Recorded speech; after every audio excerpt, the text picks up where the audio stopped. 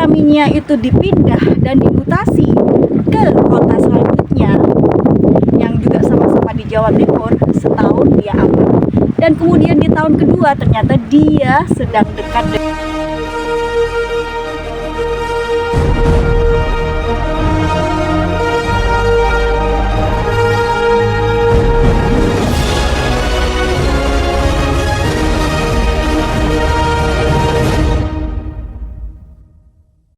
Assalamualaikum warahmatullahi wabarakatuh.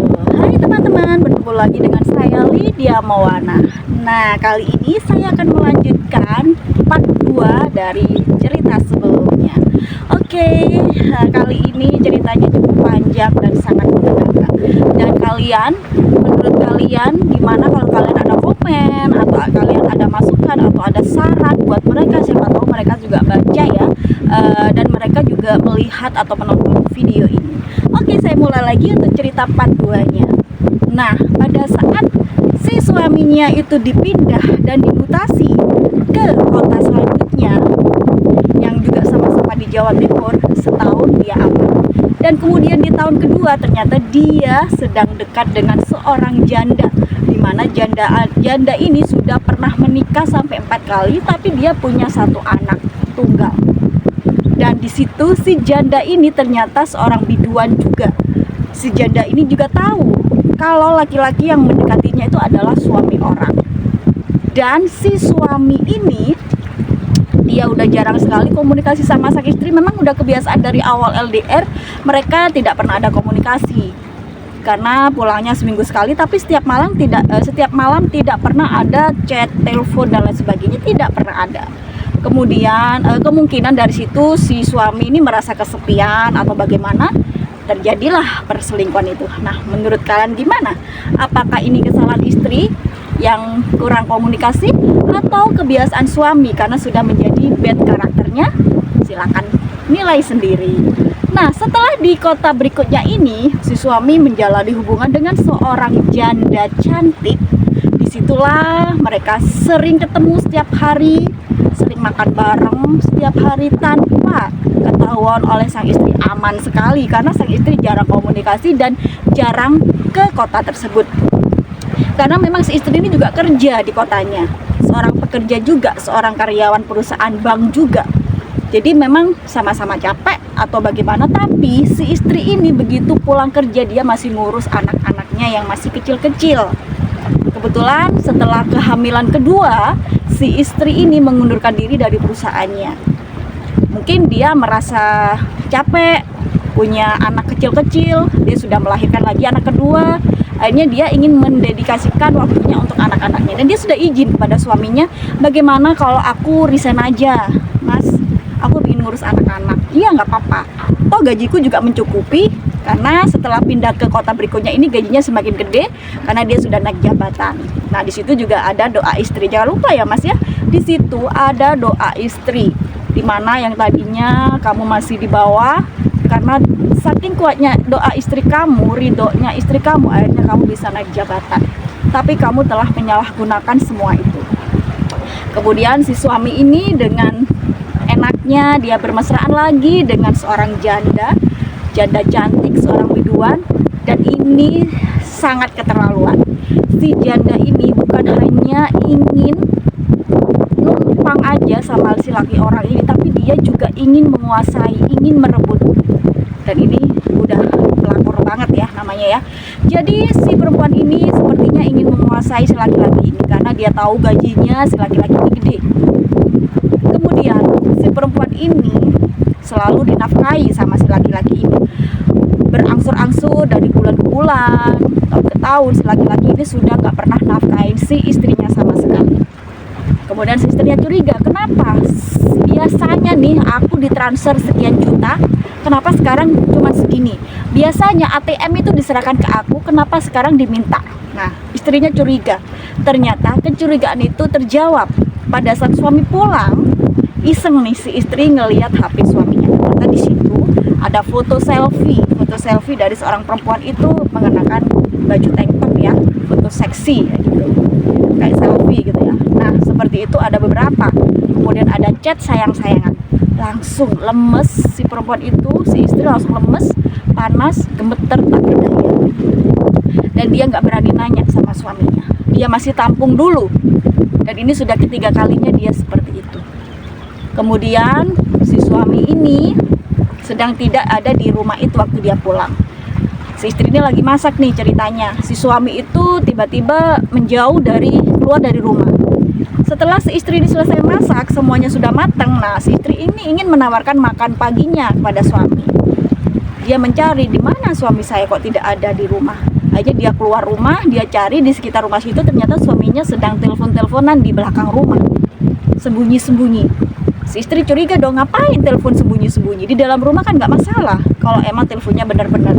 Dia teleponnya tuh sambil salting. Ketika si istri ini memergokin, "Mas, sudah mateng. Kamu ngapain di sini? Kamu telepon siapa?" Si suami ini kayak kalang kabut, kayak salah tingkah, gak karuan. "Oh iya, sebentar ya, istriku nyariin aku." Langsung ditutup lah. Dari situ si istri sangat curiga. Oh, jangan-jangan di telepon ini adalah orang yang ada di foto galerinya. Dan si istri ini tetap menampung semua bukti-bukti itu. Pulanglah kedua pasutri ini makan bersama bareng anak-anak. Keesokan harinya setiap pagi suami ini pulang kembali ke kotanya di mana dia bekerja. Si istri tidak menaruh curiga lagi karena jam berangkatnya juga seperti biasanya. Tetapi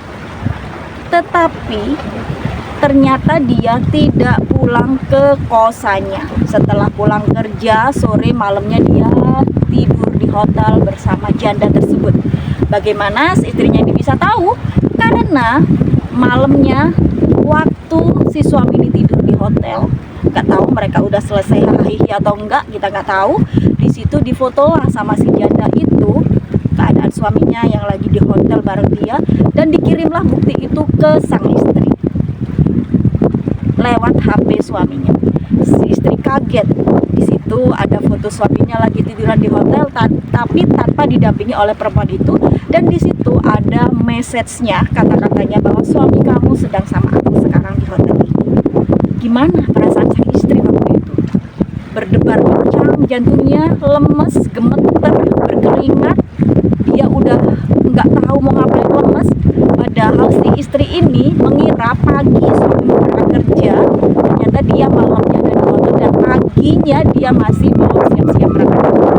Sedangkan si istri ini mau mengantar anaknya sekolah, tapi di jalan dia udah gemeteran semua, dia udah nggak konsentrasi, nggak fokus di jalan. Alhamdulillah sampai selesai antar anaknya pulang, anaknya sekolah, dia pulang sampai rumah, dia ingin langsung berangkat ke Jember. Lagi-lagi keceplosan, maaf ya, apa ya. Nah seperti itu. Kemudian si istri ini di situ sudah sesegukan, sudah gak kuat. Kenapa aku udah ketiga kalinya diginiin? Ini udah punya 2 anak, ternyata suaminya ini nggak tahu. Setelah itu diajaklah kedua orang tuanya menuju kota tersebut. Oke lah, nunggu anak-anak pulang sekolah. Setelah anak-anak pulang sekolah, pergilah sang istri ini ditemani oleh anak-anaknya dan kedua orang tuanya dan satu supir menuju ke kota di mana suaminya kerja dan tinggal. Ternyata di sana suaminya sudah tidak ada di kantor, tidak ada di kosan. Dan ketika ditelepon tidak diangkat, dan ada nih dari seorang head di situ ya, kepala cabang, menginfokan bahwa si suaminya ini sepertinya sedang menenangkan diri. Karena dia juga marah sama si pelakor itu. Kenapa kamu menginfokan ke istri saya? Mungkin si pelakor itu sedang dijanji-janji manis tapi tidak ditepati. Akhirnya dia sakit hati, dia melaporkan keberadaan suaminya kepada sang istri. Disitulah suami ini takut, bingung, malu. Akhirnya dia mengasingkan diri, menenangkan diri di suatu tempat yang tidak diketahui banyak orang. Dan si istri ini sudah terlanjur pergi ke tempat kerjanya.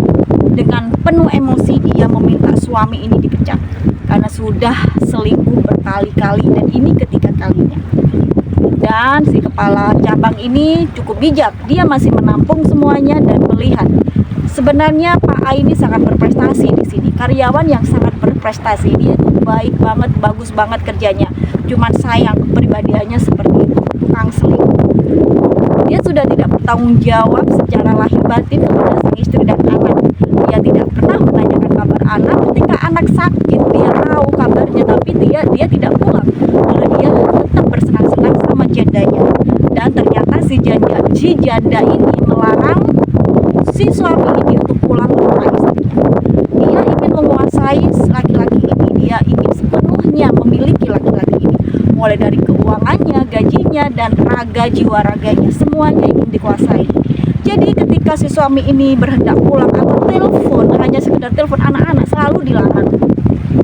Usut ketemu usut, suatu ketika si istri ini sudah menyerah, tidak ketemu dengan sang suami di kota tersebut. Akhirnya dia pulang. Dia itu sampai nungguin loh di kosan suami ini, mulai sore sampai malam, ternyata nggak kunjung pulang. Ternyata suami ini tinggal di tempat lain, kayak di hotel atau apa yang tidak diketahui oleh orang lain, ingin merelakan diri, alasannya seperti itu. Kemudian si suami ini pulang ke rumah, kemudian dia chat ke suaminya, dia menuntut cerai. Aku ingin cerai. Kalau kamu ingin meneruskan hubungan dengan wanita itu silakan, tapi tolong ceraikan saya. Tapi suaminya ini tidak mau menceraikan istrinya. Ya mungkin dia ingin pakai dua-duanya, istrinya untuk merawat anaknya dan si janda itu untuk membuat dia senang-senang di kota tersebut. Nah, suatu ketika si istri ini berpikir 1000 kali, apakah aku harus menemani suamiku ya di kota itu supaya dia nggak selingkuh-selingkuh lagi. Dia mencoba menawarkan itu, ternyata suaminya menolak. Kenapa nggak dari dulu kamu menawarkan itu? Kenapa baru sekarang? Udahlah, ditolak. Si istri ini nekat untuk bercerai, tapi ternyata anak-anak kalah mentalnya, psikologinya kalah, anak-anaknya tekan, dan akhirnya si istri ini mengalah, menurunkan egonya demi anak-anak yang pergi ke kota di mana suaminya bekerja dan tinggal di sana untuk mengambil dan merebut kembali suami. Tapi ternyata sampai sana, di luar dugaan, si suami ini menolak istrinya dan lebih memihak kepada pelakornya. Si suami ini ternyata habis pulang dari bersenang-senang dari kota lain, bawaannya pakai mobil, sedangkan si istri ini cuma naik sepeda motor dari rumahnya menuju ke kota lain, kota di mana suaminya tinggal dan bekerja. Padahal si istri ini nggak tahu kosannya di mana, tempat tinggalnya di mana, tapi dengan feelingnya yang kuat, dengan emosinya yang kuat, akhirnya dia menemukan tempat tinggal suaminya. Dan ternyata suaminya tidak berada di tempat. Info dari teman-teman kosan, ternyata suaminya sedang keluar kota untuk honeymoon. Dan di situ ada saksi bahwa mereka sudah menikah siri. Dinikahkan oleh siapa? Ternyata dinikahkan oleh anak pemilik kos itu. Lalu dilabraklah anak pemilik kos itu sama sang istri. Dan anak pemilik kos itu menjawab, daripada saya melihat mereka berzina, lebih baik saya menjadi saksi untuk menikahkan mereka. Bagaimana menurut kalian? Komentar ya, di kolom komentar. Kemudian istri menunggu beberapa jam suami datang. Dia membawa pelakornya sambil bermesra-mesraan, panggil-panggil sayang ke pelakornya dan menolak istrinya. Kenapa kamu datang ke sini? Ngapain kamu jauh-jauh ke sini? Udah sekarang kamu pulang, aku anter. Kamu naik bis, biar sepeda motornya aku paketin. Bukan nganter langsung ke rumah, tapi disuruh naik bis, diantar ke terminal maksudnya. Tapi si istri ini tidak mau. Dia ingin sekali meluk suaminya demi anak-anaknya. Dia berjuang demi anak-anaknya. Tapi suaminya menolak, nggak mau dipeluk. Malah istrinya ditinggal di kosannya sendiri, sedang si suami ini nginepnya di hotel sama pelakor itu, dan istri ditinggal di situ sendirian. Nggak dikasih makan, nggak dikasih minum, nggak ditanyain kabarnya atau gimana. Bagaimana kalau seorang istri dengan kondisi yang labil, emosi yang tinggi, naik sepeda motor, kalau dia ketabrak bus gimana perasaan suaminya? Dia nggak pikir sampai segitunya. Kemudian si istri ini dengan sedih ditinggal oleh suami dan pelakor itu, si istri ini telepon ke keluarganya. Aku ada di sini sekarang, tolong jemput aku. Itu di jam 10 malam. Kemudian keluarganya langsung bergegas pergi ke kota tersebut, dan keluarga dari pihak istri ini mengajak keluarga dari pihak suami untuk menjemput si istri tersebut. Jadi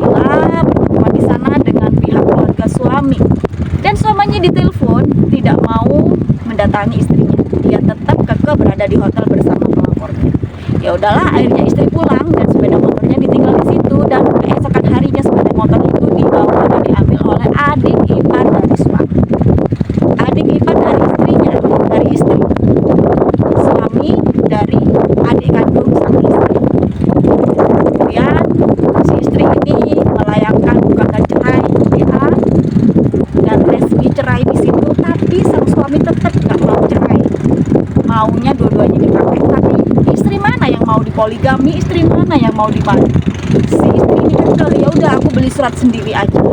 Akhirnya si istri sudah turun surat resminya, sidangnya cepet ya, karena di situ si suami nggak datang, sidangnya cepat selesai. Si istri ini sudah jadi janda resmi. Nah, di part 2 ini cukup sekian dulu. Nanti kita akan lanjut di part 3. Kalau kalian ingin menonton part berikutnya, jangan lupa tonton part berikutnya dan tayangkan komentar di kolom komentar bagaimana menurut kalian cerita dari Pak Sugri. Wassalamualaikum warahmatullahi wabarakatuh.